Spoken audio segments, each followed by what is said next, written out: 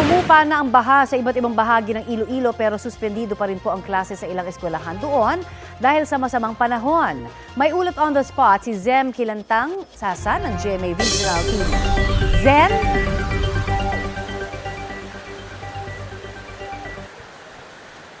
Connie, patuloy na nararamdaman sa Western Visayas ang sama ng panahon dulot ng habagat na pinalakas ng bagyong Hener.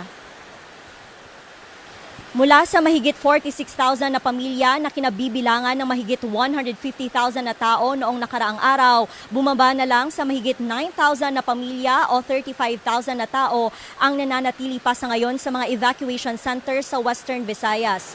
Pinakamarami sa mga ito ang sa probinsya ng Antique na umaabot pa sa halos 11,000 individuals ang mga evacuee.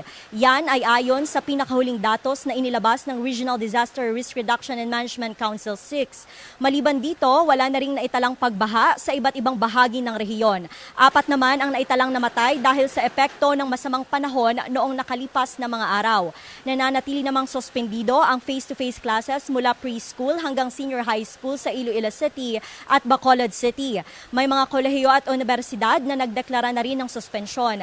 Samantala sa mga probinsya sa Western Visayas, ilang LGUs ang nagdeklara rin na suspendido ang klase.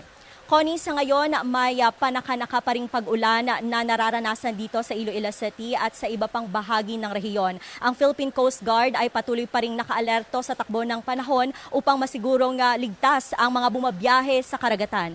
Connie, yan muna ang latest update mula rito sa Western Visayas. Maraming salamat, Zen Kilantang Sasa ng GMA Regional TV.